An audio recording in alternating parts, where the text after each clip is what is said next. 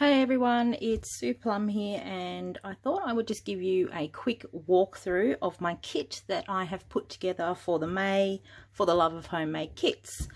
Now, I started off really gung-ho on this project in March and put together a March kit and smashed out a heap of layouts from it. And then April, with the current situation and homeschooling, that all kind of went by the wayside. I put my kit together and didn't get to use it once.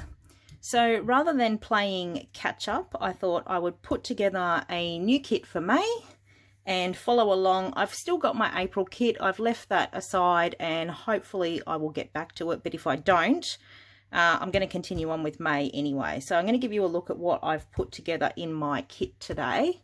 So of course, starting off with some white cardstock. I probably will use a couple of different types of white cardstock. I also threw in a couple of sheets of craft cardstock because my friend Tam Buckler uses craft quite a bit, and I've been loving what she's been smashing out lately, so I thought I'd chuck a couple of sheets of craft in there, even though I don't use it very often, and see if I could do something with it. So starting with the papers on the list, the first one on the list is a wood grain background paper.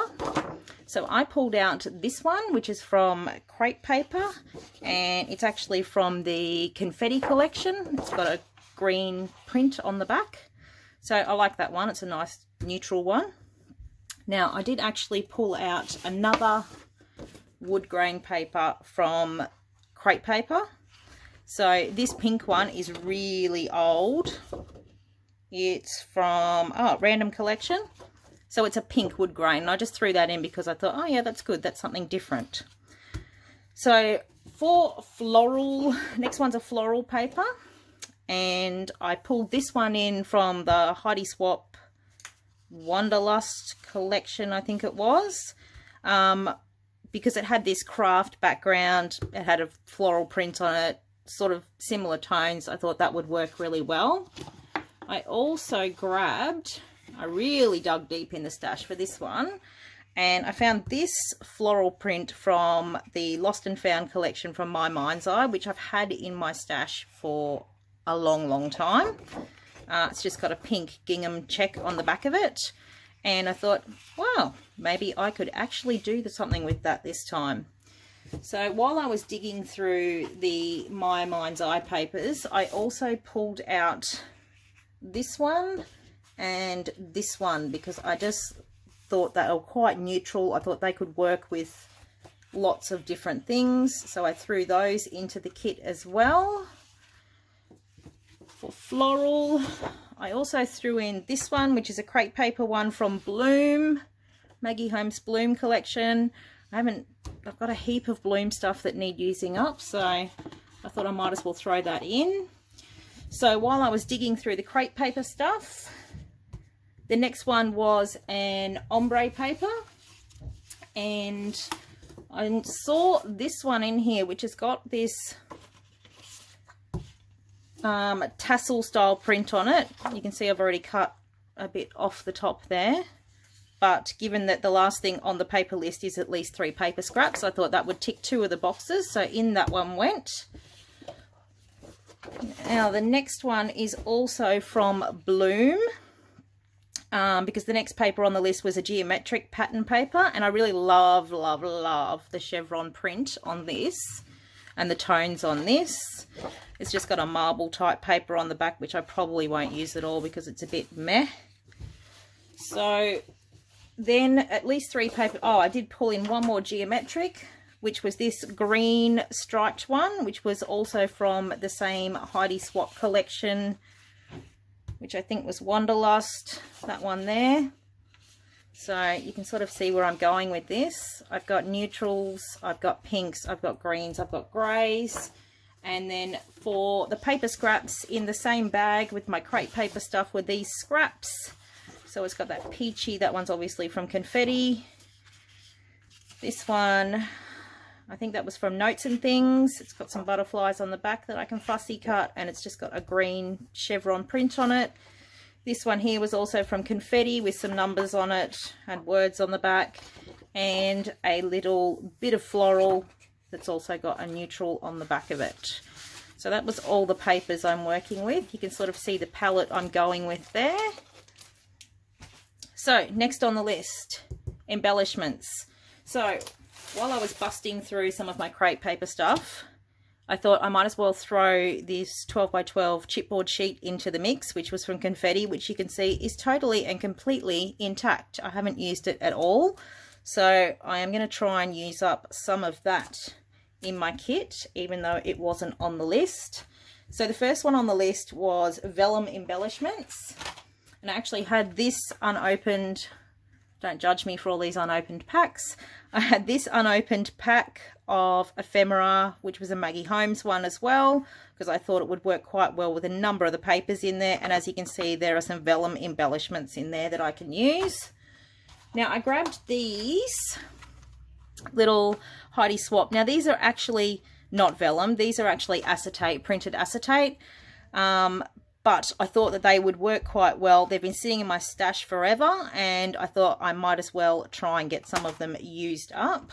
Oh, I found this random Alison Kreft from Webster's Pages sticker sheet, and the tones looked really right, so I thought, yep, I'll chuck that in as well. What's next? Flare badges or epoxy flare. Okay, so I've got a lot of flare. First thing I grabbed out was this bag of flare badges. There are all kinds of random things in here.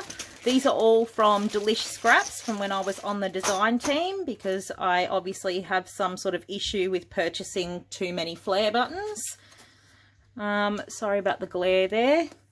I also pulled out a couple of leftover ones from the Free Spirit collection from Cocoa Vanilla Studio.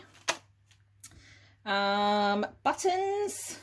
Okay, so for buttons I also pulled out these little cuties, which were also from the Free Spirit collection from Cocoa Vanilla Studio, that I had left over on a sheet.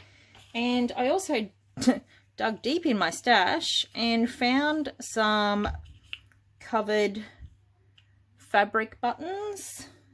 Some cute little ones there, and I thought, we might be able to do something with those. So in the mix they went. Tags. I had this pack of Heidi Swap tags. I think there's only a couple left in here, but given that they were craft and they had a bit of gold and stuff on them, I thought, yep, they'll work. So into the mix they went. Floral die cuts I ticked off in this pack here, and I also ticked off in this pack here, which was actually one from the reject shop that I got, but I thought all of these tones, this is very Maggie Holmes-esque anyway, I thought all of these tones here would work quite well with the contents of my kit. Your latest embellishment purchase. Well, my latest embellishment purchase was actually the Vicky Bouton collection, which wasn't really going to work with what I'd already pulled out. So the other most recent thing that I had purchased is also a Vicky Bouton thing, but this will work because it's got a lot of craft and black, and there's a little splash of pink and green and stuff in there. So I thought, yep, I can get some of those to work. So that was all of my embellishments. So for alphabets, I just pulled out these two sheets that I had from Cocoa Vanilla Studio.